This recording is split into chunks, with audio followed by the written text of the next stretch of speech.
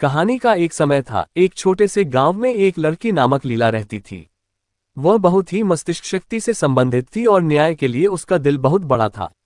एक दिन गांव में एक विचित्र दुकान में एक जादूगर आया और वहां जादूगरी का प्रदर्शन करने लगा।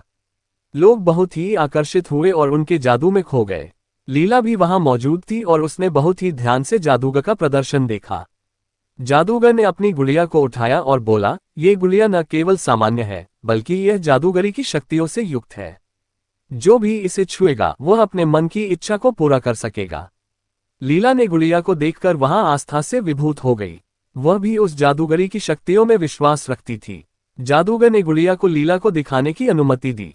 लीला ने गुड़िया को छूने की कोशिश की और जैसे ही वह गुड़िया को छूने वाली थी, गुड़िया बोली, तुम्हारी मनोकामना पूरी हो गई। मैं तुम्हारी सेवा में हूँ। लीला ने बहुत अचंभा होकर पूछा, क्या ये सच है? गुड़िया ने कहा, हाँ, मैं तुम्हारी मनोकामनाओं को पूरा कर सकती हूँ। बस तुम्हें इतना करना होगा कि मुझे अपने वश में रखो और किसी को मेरे बारे में बताने से रोको। लीला ने गुड़िया को ले लिया और घर लौट आई। वह बहुत खुश थी कि उसने जादूगरी की गुड़िया पाली थी। गुड़िया ने उससे कहा, मुझे अपने पास रखो और मुझसे बातें करो, मैं तुम्हारी मदद कर सकती हूँ। लीला ने सोचा, मैं इस गुड़िया की मदद से अपने गांव की मदद कर सकती हूँ।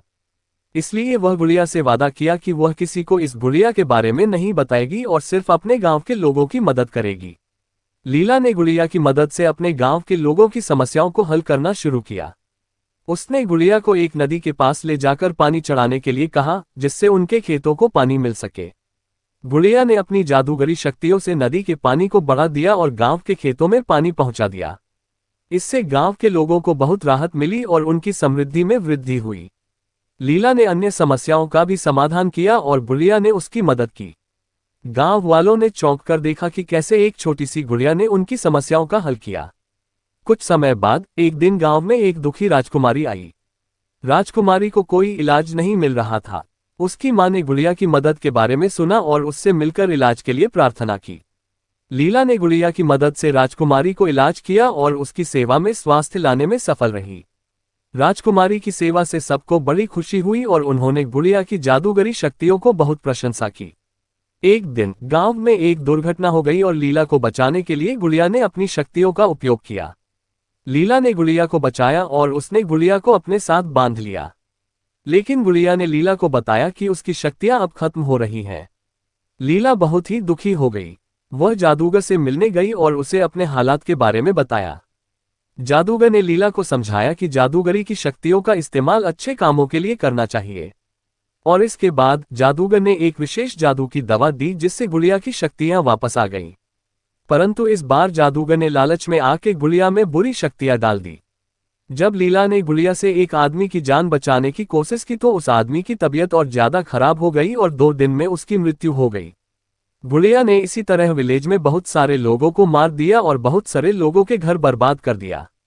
सभी लोग लीला को सुनाने लगे और उसको भला बुरा सुनाने लगे। लीला रोने लगी और गुड़िया से बात करने लगी। गुड़िया बोली, लीला मैं एक अच्छी गुड़िया हूँ, मुझे दुख हो रहा है। उस जादूगर की वजह से मैं किसी का भला कर रही हूँ, उसका बुरा हो रहा है।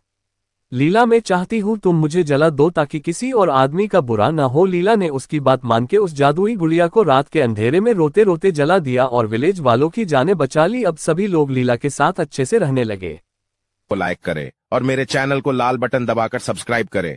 हमारा एक टेलीग्राम चैनल भी है, इसको आप ज्वाइन करें। यहाँ आपको अमेज़न और फ्लिपकार्ट के प्रोडक्ट ऑफर में मिलेंगे।